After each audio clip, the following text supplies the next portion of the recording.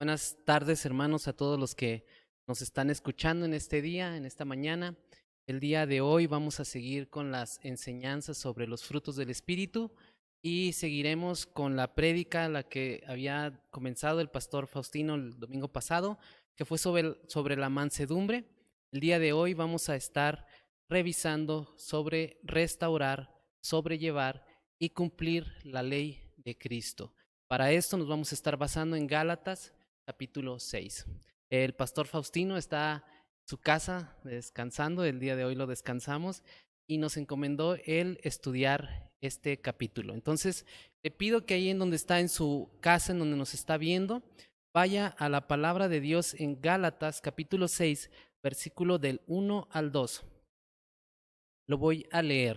Dice: hermanos, si alguno fuere sorprendido en alguna falta, vosotros que sois espirituales, restaurarle con espíritu de mansedumbre, considerándote a ti mismo, no sea que tú también seas tentado, sobrellevar los unos las cargas de los otros y cumplir así la ley de Cristo. En estos versículos que estamos viendo, vamos a enfocarnos en tres principales puntos, que es restaurar, sobrellevar y cumplir la ley de Cristo. El día de hoy estaremos hablando del fruto del Espíritu, de la mansedumbre. Es importante resaltar, hermanos, que Pablo está escribiéndole a los hermanos en este capítulo. Si vemos cómo inicia, dice hermanos, es decir, está dirigiéndose a una comunidad cristiana, a una iglesia en donde se supone que todos deben de vivir como hermanos, es decir, están escritos especialmente para un grupo de creyentes, no está escrito para inconversos. El Evangelio nos capacita para vivir en una comunidad como hermanos. Los hermanos y las hermanas debemos de ser capaces de animarnos entre nosotros, de animarse en sus vidas cristianas cuando hay faltas, cuando alguien cae en pecado, pero muchas veces cuando existe egoísmo en una congregación o cuando existe una actitud de superioridad, de vanidad, entonces habrá desprecio o menosprecio hacia ciertos hermanos cuando caigan. Muchas veces hay en algunas iglesias cristianas, y no solamente a veces en la de nosotros, sino en la iglesia en general, personas que les encanta a veces señalar los pecados, las faltas de los otros hermanos, porque a veces simplemente es una oportunidad para enfatizar cuán buenos son ellos o cuán buenos se creen ellos. Pero, ¿cómo deben de tratarse las faltas, los pecados, las caídas dentro de una comunidad de hermanos? Esa es la pregunta que estaremos respondiendo el día de hoy. ¿Cómo debemos de tratar como iglesia cuando un hermano cae en pecado? ¿Cómo es que Cristo nos dejó la guía para poder nosotros sobrellevar estas situaciones? Yo recuerdo la primera vez que conviví con un grupo de cristianos. Me invitaron a un convivio a las afueras de la ciudad, allá en Durango. Cuando yo fui a este convivio, era un convivio en el cual iban a tener bautizos, y estas personas, yo cuando las observé, vi que vestían decorosamente, usaban un lenguaje a lo que podemos decir nosotros evangélico, ¿no? Este, Se hablaban de hermanos, se hablaban con mucha dulzura, y en aquel círculo que yo observé, vi que todas las personas aparentemente era una comunidad muy perfecta, ¿no? Entonces, yo al sentirme muy imperfecto en aquel tiempo, en aquellos días de mi adolescencia o de mi juventud, pues yo no me sentí parte de esa imagen que yo tuve, ¿verdad? Tuve una imagen de hombres que iban en traje, ¿verdad? Que practicaban una religión y un círculo social muy cerrado, ¿verdad? Entonces, yo, como era un joven, ¿verdad? Que andaba en mis tiempos de rebeldía, no me sentí parte de, y la verdad es que ya no me dieron ganas de regresar. Y eso es porque muchas veces cuando nosotros ya tenemos cierto tiempo caminando en la vida cristiana, podemos llegar a querer tapar muchos errores o muchas fallas que tenemos todavía en nuestro carácter o en nuestra vida con una capa de religiosidad muchas veces, y no nos mostramos a veces auténticos a las personas que vienen y nos visitan a la iglesia, y eso pudiera dar una imagen de que en esta iglesia o en cualquier iglesia es un club, ¿verdad? Un club exclusivo al que solamente las personas que son muy espirituales pueden acceder, y que pudiera parecer que es un círculo muy cerrado.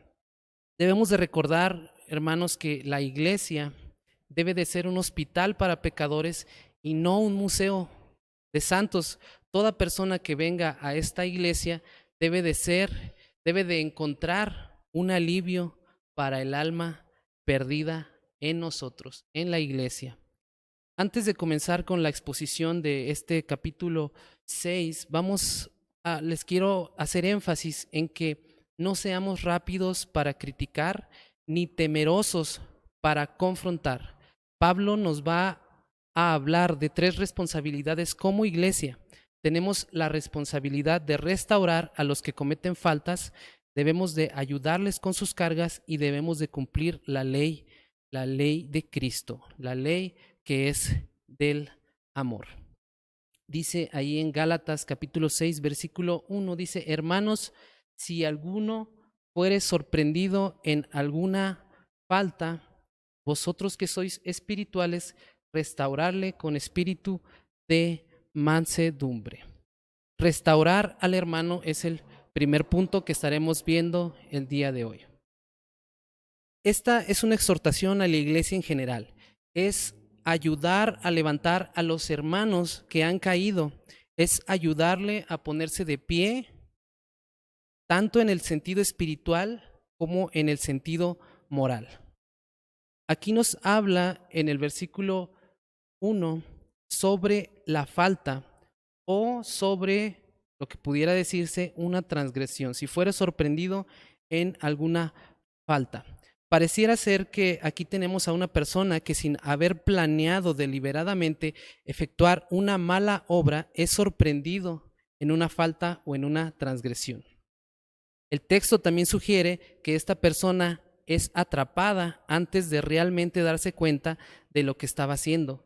Indica a una desviación de la senda de la verdad y justicia. Estas pueden ser de una naturaleza grave o muchas veces puede ser ligera. También se puede tratar de una persona que baja la guardia, que está viviendo en santidad, que está caminando con Cristo, pero que coquetea con la tentación y que piensa que es capaz de resistir la tentación, pero cae en pecado. Falta o transgresión es lo que nos dice el versículo 1 de Gálatas. Pero la pregunta es, ¿cómo debe tratarse dicho caso?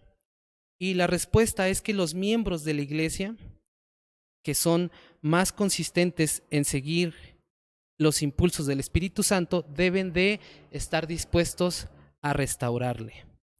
Debemos de tener cuidado también, hermanos, de no ir por la vida confrontando a cualquiera de los hermanos de la iglesia por cosas que sean muy triviales, ¿verdad? Porque hay personas a veces en la iglesia que pareciera que tienen el ministerio de la Santa Inquisición, ¿verdad? Y pareciera que a veces tomamos estos textos y los usamos contra todos los hermanos. Esa actitud muchas veces nos muestra que no hay realmente una madurez espiritual ni una madurez bíblica. Yo recuerdo aquí cuando estuve hace algunos años de líder de alabanza, ¿verdad? Había un hermano, y no piense qué hermano, porque ya no hace mucho que no se congrega con nosotros, pero había un hermano que cada 8 días siempre me exhortaba en algo, ¿verdad? Había un domingo que estaba mal la letra en el proyector y me decía: hermano, mira esa letra y ¿por qué no lo hacen bien, verdad? Y al siguiente domingo me decía: hermano, se equivocó el guitarrista, ¿verdad? Y al otro domingo me decía: hermano, ahí donde tú pusiste tu carro, aquí afuera, abajo del puente de universidad, ahí está prohibido y porque eso es del municipio y nosotros no debemos, y cada 8 días, el hermano siempre me estaba exhortando. Entonces nosotros debemos de cuidarnos de no usar estos textos para agarrar cualquier pretexto y cualquier, muchas veces, trivialidad, ¿verdad? Para estar exhortando a los hermanos. En la iglesia hay personas que deben de tener la capacidad para encauzar a todo aquel que ha caído y que comete una falta para que vuelva por el camino de la santidad. Aquí en Gálatas capítulo 6 nos responde a la pregunta, ¿quiénes son los que lo deben de responder? Y ahí dice Gálatas 6:1, hermanos, si alguno fuere sorprendido en alguna falta, vosotros que sois espirituales, ¿verdad? Habla de hermanos que son espirituales. Gálatas 5:16 nos dice, digo pues, andar en el espíritu y no satisfagáis los deseos de la carne. Gálatas 6:18 dice, pero si sois guiados por el espíritu, no estáis bajo la ley. Y en el versículo 25 dice, si vivimos por el espíritu, andemos también por el espíritu. Entonces, aquellos que deben en un espíritu de dulzura y de mansedumbre, deben de restaurar al que cometió la falta o al que cayó en pecado. Porque quien vive por el Espíritu naturalmente va a exhibir los frutos del Espíritu. Es decir, aquel que está luchando por alcanzar aquellos frutos del Espíritu de los cuales nos habla Gálatas es aquel que debe de ayudar al hermano a ser restaurado. Los espirituales de los que habla Gálatas no es un grupo de élite espiritual, no es un club social de gente que lleva muchos años en una religión, sino que la persona que es espiritual es aquella que está luchando por vivir una vida santa y que está en obediencia a la palabra y que está siendo guiada por el Espíritu Santo. También nos dice aquí en Gálatas 6, restaurarle con espíritu de mansedumbre. La palabra restaurar en el griego es katartizo y significa arreglar, o esto es hacer algo o alguien a que vuelva a su posición anterior de integridad o de pureza. En aquellos tiempos se usaba esta palabra para referirse a la reparación de las redes. Muchas veces también era usada para cuando se rompe o se disloca un hueso y ese hueso tiene que ser regresado a ese lugar. Y cuando a alguien se le disloca un hueso y hay que regresarle, es doloroso, ¿verdad? Y muchas veces también es doloroso cuando hay que restaurar a un hermano que ha caído.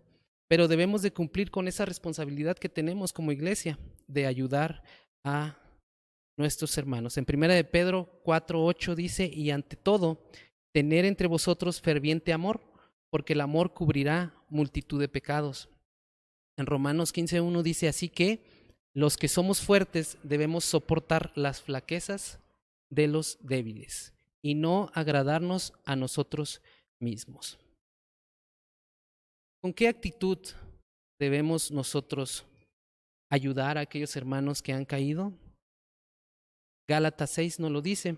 Dice, vosotros que sois espirituales, restaurarle con espíritu de mansedumbre. Y la idea principal aquí es la acción de restauración, es decir, respecto al transgresor debe ser positiva y no negativa, no con el afán de dañarle, sino con el objetivo de ayudarle. Tratarle a este hermano o hermana como nos gustaría ser tratados si estuviésemos en su lugar. También dice aquí en Gálatas 6:1, dice, restaurarle con espíritu de mansedumbre, considerándote a ti mismo, ¿verdad? Y examinarnos a nosotros mismos es que si nosotros nos fijamos, dice que no sea que nosotros también podamos ser tentados, ¿verdad? La persona que piense que esté firme debe tener cuidado mucho más de sí mismo para que no caiga. Entonces, cuidémonos unos a otros porque también nosotros podemos ser tentados. Nosotros también estamos expuestos a cometer un pecado igual o peor aún de aquellos que caen. Esta frase muestra con claridad que aún los espirituales pudieran tropezar. Tampoco los líderes de una iglesia están exentos, ¿verdad?, de caer en algún pecado grave, ¿verdad? Y esto hay que tenerlo muy presente. Y también debemos de estar preparados como iglesia para si llegásemos a caer en esa situación. Cuando vemos a un hermano que ha caído, ¿alguna vez te has preguntado, ¿y qué si a mí me hubiera pasado? ¿Cómo me sentiría si a mí me hubiera sucedido esa situación? ¿Te has puesto a pensar en el lugar de los demás? Por ejemplo, si una jovencita, ¿verdad?, comete un error y termina con un embarazo no deseado, en lugar de primero condenar o juzgar, ¿alguna vez te has puesto en el lugar de esa familia? ¿Te has puesto a pensar qué pasaría si eso le sucediera a mi hija o hermana?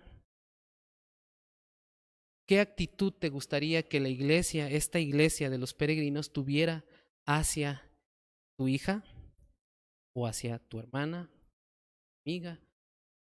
Muchas veces juzgamos o emitimos un juicio sin antes habernos acercado con la finalidad de restaurar a nuestros hermanos. Una vez me tocó una situación allá en Rango, aquí en San Luis, ¿no?, ¿verdad? Me tocó una situación en la cual una jovencita que estaba cantando en la alabanza salió embarazada. Ella tenía un novio que era inconverso y la hicieron pasar al frente, ¿verdad? Y en aquel tiempo, el que era líder de aquella iglesia, les dijo a los iglesia, a todo en general, le dijo, de a partir de este momento, ella ya no forma parte de esta iglesia, ¿verdad? Y no quiero que nadie le hable, no quiero que nadie cruce palabra con ella, etcétera, etcétera. A mí me pareció que esa ni siquiera es una actitud bíblica, ni siquiera es la ley de Cristo. Pareciera más bien que le dieron la espalda a esta jovencita en lugar de extenderle gracia o de restaurarla, como dice el texto que estamos leyendo. Puede muchas veces que con nuestra actitud, con nuestras palabras, nosotros también cometamos estos mismos errores y que en lugar de ayudar a ese hermano, a esa hermana, tengamos una actitud más de condenar. Pero Gálatas nos dice que con actitud de mansedumbre debemos de restaurar a nuestros hermanos.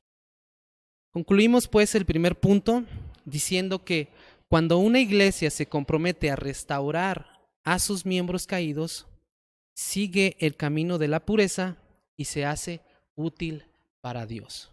Si nosotros como congregación nos comprometemos a restaurar a todos aquellos hermanos que han caído o que van a caer en alguna falta, estaremos cumpliendo con la ley de Cristo.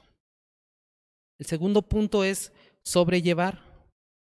Y sobrellevar es sobrellevar las cargas. Nos dice en el versículo 2 de Gálatas 6. Dice sobrellevar los unos las cargas de los otros y cumplir así la ley de Cristo. Sobrellevar las cartas, como podemos ver, es sobrellevar las cartas los unos con los otros. Pero ¿cómo podemos hacer esto? No debemos olvidarnos tampoco que Pablo había traído a los gentiles a la fe cristiana libre de cargas y él quería que permanecieran libres porque las cargas del legalismo son muy peligrosas. Los falsos maestros en Galacia habían introducido un sistema legalista de justicia y les habían enseñado a los cristianos a confiar en la obediencia de la ley más que en Cristo. Pero al hacer eso, de hecho, estaban obligando a los cristianos gentiles a vivir en un estándar que era imposible de cumplir, que era obedecer la ley. Entonces hay dos tipos de cargas, hay cargas personales y hay cargas colectivas. Todos tenemos cargas personales. En Gálatas capítulo 6, versículo 5, si usted ahí está en su Biblia, dice, porque cada uno llevará su propia carga. Y aquí en este versículo que acabamos de leer, carga se refiere a cualquier cosa que se lleva, aludiendo a obligaciones normales de la vida, que cada persona es responsable de llevar su propia carga, y esa carga puede ser carga financiera, una enfermedad, el sobrellevar a la familia, pero esas son cargas personales. Y no nos debemos olvidar tampoco que las consecuencias del pecado siempre van a estar ahí. No debemos olvidar que las consecuencias muchas veces se llevan de manera personal. Y eso nos lo dice en un contexto posterior, ahí en Gálatas 6, capítulo 7, versículo 8. Dice, no os engañéis, Dios no puede ser burlado, pues todo lo que el hombre sembrare, eso también segará, porque el que siembra para su carne, de la carne segará corrupción. Mas el que siembra para el Espíritu, del Espíritu segará vida eterna. Porque vosotros, hermanos, a libertad fuiste llamados, solamente que no uséis la libertad como ocasión para la carne, sino servíos por amor los unos a los otros. Hay un tipo de responsabilidad personal que la persona, el hermano que cae, debe de sobrellevar, y cuando alguien cae en pecado, debe de aceptar llevar esa carga. Pero también la carga de la cual nos habla Gálatas 6:2 es una responsabilidad de la iglesia y de la comunidad cristiana, es una carga colectiva. Tenemos la responsabilidad de ayudarlo, tenemos la responsabilidad de ayudarlo a llevar la carga como hermanos mayores que somos. Y eso no significa que debemos de tolerar o aguantar solamente a otros, sino que significa hombro a hombro soportar el peso de la carga de cada miembro. Cada uno debe poner su hombro bajo las cargas debajo de los hermanos, para que la carga sea más ligera para aquel hermano que está pasando por esta situación. Las cargas deben de llevarse colectivamente. No puedes ayudar a un hermano a llevar las cargas si nunca te acercas con ellos, si nunca platicas con los hermanos antes de juzgarles. Necesitamos ser más relacionales y nuestra carga se hará más ligera. Aunque es muy general esto de sobrellevar las cargas los unos a los otros, se puede aplicar a todo tipo de aflicción opresiva, cualquier cosa. Debemos de ayudar a los hermanos a sobrellevar las cargas. Entonces concluimos este segundo punto, resumiendo esto, que el creyente espiritual que de verdad ama a su hermano y tiene el deseo sincero de restaurarle para que vuelva a andar en el Espíritu, seguirá pasando tiempo con la persona necesitada y se pondrá a su disposición para aconsejarle y animarle. La oración será el arma más potente para vencer el pecado y oponerse a Satanás. De esta manera estará ayudando a su hermano o a su hermana a llevar las cargas, ¿verdad? Cuando nosotros vemos a un hermano que ha caído en pecado, en lugar de nosotros, nuestra primera reacción ser en juzgar, criticar, que sea el ayudarle, dedicarle tiempo a esa persona que está necesitada, ponernos a su disposición, darle consejo, animarle, ayudarle a crecer en fe, y eso demostrará que nosotros cumplimos o deseamos cumplir con Gálatas 6:1, que es restaurar al hermano que ha caído. El tercer punto del cual les quiero compartir en esta tarde es cumplir la ley de Cristo. Gálatas 6:1 dice, Gálatas 6:2, perdón, sobrellevar los unos las cargas de los otros y cumplir así la ley de Cristo. ¿Cuál ley de Cristo? ¿De cuál ley nos está hablando aquí Pablo? Y es la ley del amor. Esta ley la podemos encontrar nosotros en Gálatas 5:14. Gálatas 5:14 dice así: porque toda la ley en esta sola palabra se cumple: amarás a tu prójimo como a ti mismo. En el libro de Santiago, capítulo 2, versículo 8 dice: si en verdad cumplís la ley real conforme a la Escritura, amarás a tu prójimo como a ti mismo, bien hacéis. El hecho de que el amor sea el primer fruto de los que se mencionan en Gálatas no es una casualidad. El amor no es solo uno de los 9 frutos, sino que en realidad los otros 8 frutos son de hecho expresiones del amor. Como los otros frutos del Espíritu, el amor no nos hace merecedores del favor de Dios. En cambio, es el resultado del trabajo de Dios en nosotros. Hay una historia la cual leyó el hermano Joel al comenzar este servicio, y esta historia viene en el libro de Juan, capítulo 8, versículo 3 al 11. Todos la conocen, incluso aquellos hermanos que no son creyentes, aquellas personas que no son creyentes, la conocen, es muy famosa, ¿verdad? Y es que en aquella ocasión nos dice que Jesús estaba enseñando en el templo, en la sinagoga, y mientras él estaba dando sus enseñanzas, llegaron maestros de la ley, llegaron fariseos a donde él se encontraba y a donde se encontraba toda la multitud que lo estaba escuchando. Aquellos fariseos se suponía que eran las personas que estaban más cerca de Dios, ¿no? Y dedicaban toda su vida al estudio de la palabra, memorizaban el Pentateuco, conocían millones de mandamientos, 500 aproximadamente mandamientos, sabían todas las leyes mosaicas, y para el pueblo, ellos tenían la imagen de ser las personas que estaban más cerca de Dios, incluso por su estatus social y tanto por su forma de vestir. Y estos eran los fariseos, los maestros de la ley. Ellos conocían la Escritura y en aquel día llegaron delante de Cristo con una mujer la cual habían encontrado en pleno acto sexual con un hombre que no era su marido. Es interesante que la Biblia menciona que estaban en el acto mismo, los encontraron estos fariseos y maestros a estas dos personas. La llevaron a esta mujer delante de Jesús con el fin de avergonzarla y se la pusieron enfrente a fin de que fuera enjuiciada delante de Jesús. Querían que Jesús fuera el juez de aquel caso.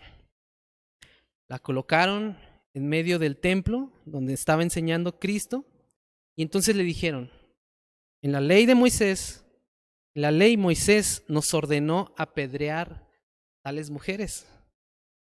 ¿Tú qué dices? ¿Puedes imaginarte la escena en donde está en el templo Jesús frente de estos maestros de la ley, la mujer enfrente de Cristo Jesús? ¿Puedes imaginarte la multitud esperando a ver qué iba a contestar Jesús en aquel momento? Los fariseos eran inteligentes, ellos estaban probando a Jesús, ellos lo conocían, habían escuchado sus enseñanzas con anterioridad, ellos sabían que la gente le apodaba que era amigo de pecadores, ¿verdad? Le habían apodado amigo de pecadores. Jesús comía con ellos. Pero ahora ellos trataban de probarlo para ver hasta qué punto él era amigo de pecadores. Ellos eran conscientes de que Jesús había dado enseñanzas sobre los pecadores y le habían tendido esta trampa. Si Jesús decía en aquel momento que no apedrearan a esta mujer, entonces ellos pudieran argumentar que estaba rompiendo la ley de Moisés, ¿verdad? Y de esta manera podían acusarlo. Pero ellos insistían en preguntarle qué pensaba, y Jesús no respondía. Él se inclinó, lo dice el texto, se inclinó hacia el suelo y comenzó a escribir, ¿verdad? Algo. No nos aclara la palabra de Dios qué fue lo que comenzó a escribir, pero muchos escritores creen que comenzó a escribir una lista de pecados, ¿verdad? Y en específico, a mí me gustaría creer que él escribió los pecados de aquellos fariseos que llevaron a esta mujer delante de él. Él los conocía, conocía el corazón de aquellas personas, sabía los pecados que ellos tenían. Jesús veía debajo de aquella religiosidad que tenían los fariseos. Jesús comenzó a escribir sin siquiera haber respondido a la pregunta de los fariseos. ¿Tú qué dices, verdad? Después de que comenzó Jesús a escribir estos, Jesús se puso de pie y les dijo: aquel de ustedes que esté libre de pecado, que tire la primera piedra, ¿verdad? Y Jesús volvió a agacharse para seguir escribiendo en el piso, luego de haberles dado esta respuesta. Obviamente todos conocemos la historia. Cada uno de los fariseos comenzó a retirarse, seguramente avergonzados, porque Jesús conocía también los pecados de ellos y los había escrito en el suelo. Probablemente de la vergüenza que les dio a estos doctores de la ley, pues mejor se fueron, ¿verdad? La Biblia dice que desde el más grande hasta el más chico se fueron retirando, hasta que quedaron solamente Jesús y la mujer adúltera. Él se volvió a poner en pie y le dijo: mujer, ¿dónde están los que te acusan? ¿O dónde están los que te acusaban? Ninguno te condenó, le dice Jesús. Ella dijo: ninguno, Señor. Entonces Jesús le dijo: ni yo te condeno, vete y no peques más. Qué respuesta la de Jesús, ¿no? Y qué escenario el que nos describe Juan en este capítulo. Lo que Jesús le dijo a la mujer pudiera bien traducirse como: ustedes son pecadores, pero yo no los condeno. No les voy a dar lo que se merecen. De hecho, les voy a dar exactamente lo que no se merecen. Les voy a dar gracia. Les voy a dar restauración. Jesús no trató de justificar a aquella mujer adúltera. Tampoco trató de esconder el pecado evidente de esta mujer. Simple y sencillamente le otorgó una dosis de gracia y Jesús no la condenó. Extendió su mano y le extendió gracia.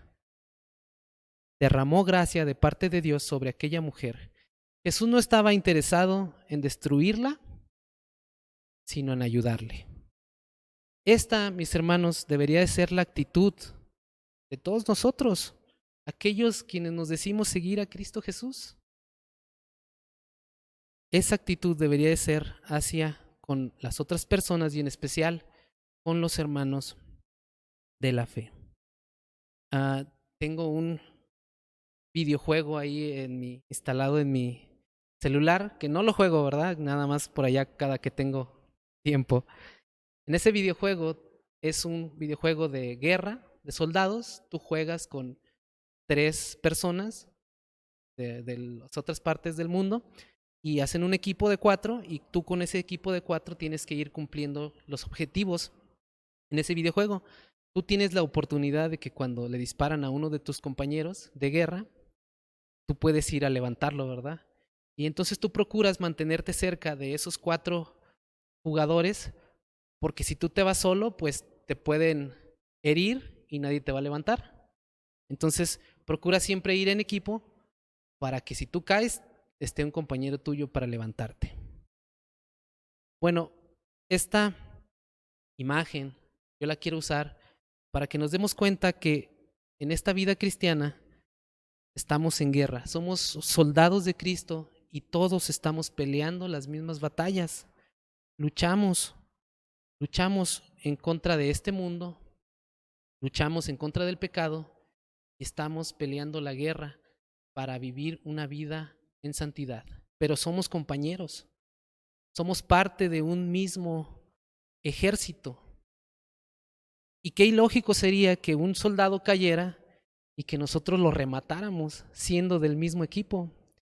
O que un soldado que lo viéramos caído, nosotros mismos nos riéramos de él, o lo juzgáramos o lo criticáramos en lugar de ir a levantarlo. La palabra de Dios nos dice que nuestra responsabilidad como hermanos en Cristo Jesús y como su iglesia es ir, levantar a aquel soldado que ha caído, vendarle sus heridas y animarlo a seguir en esta guerra. Concluimos este tercer punto diciendo que la ley de Cristo implica conformar toda nuestra vida al ejemplo de Cristo, es tener una vida centrada en una persona, que es Cristo, y no en un código o en un manual.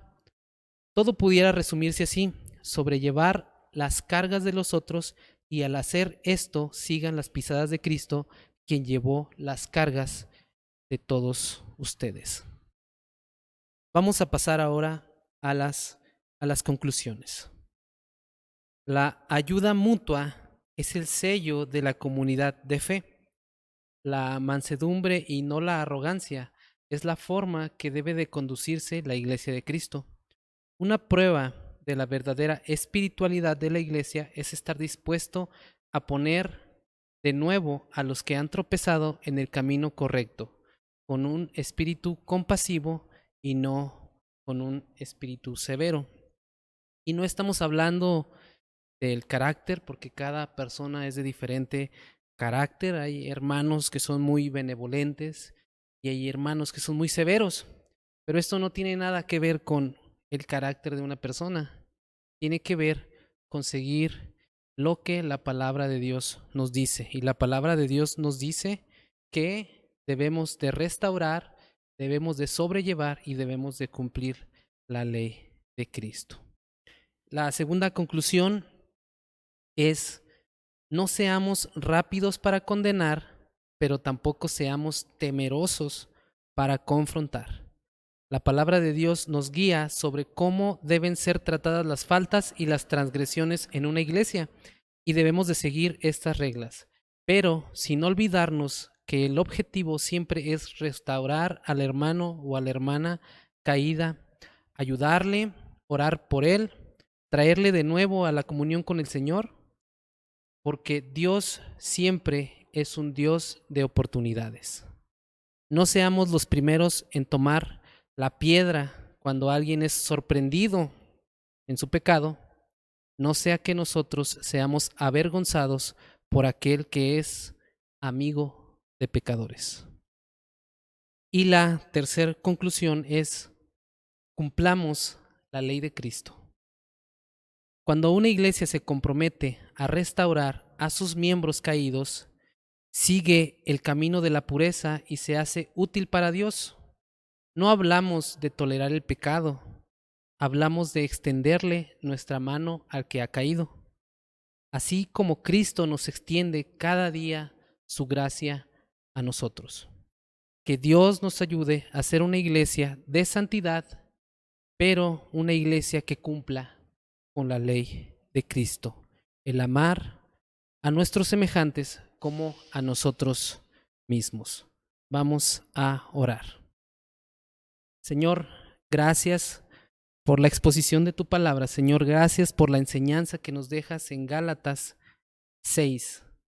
Señor, ayúdanos a que como iglesia, como hermanos en Cristo, como congregación, podamos realmente, Señor, conocer y aplicar la ley de Cristo. Señor, restaurar a aquella persona que ha caído, ayudarle a sobrellevar las cargas, Señor, y amarle, Señor, sin importar en dónde ha caído, levantar al hermano y ayudarle, Señor, sobrellevar las cargas y así poder nosotros seguir en esta lucha, Señor, en esta lucha por la santidad. Señor, te pido que tú bendigas a todo aquel que está viendo esta transmisión para que, Señor, esta palabra que hemos escuchado sea de bendición, que rinda fruto, Señor, al 100 por 1, Padre, y que haya corazones transformados en este día. Señor, nos ponemos en tus manos en el precioso y poderoso nombre de Cristo Jesús. Amén. Amén.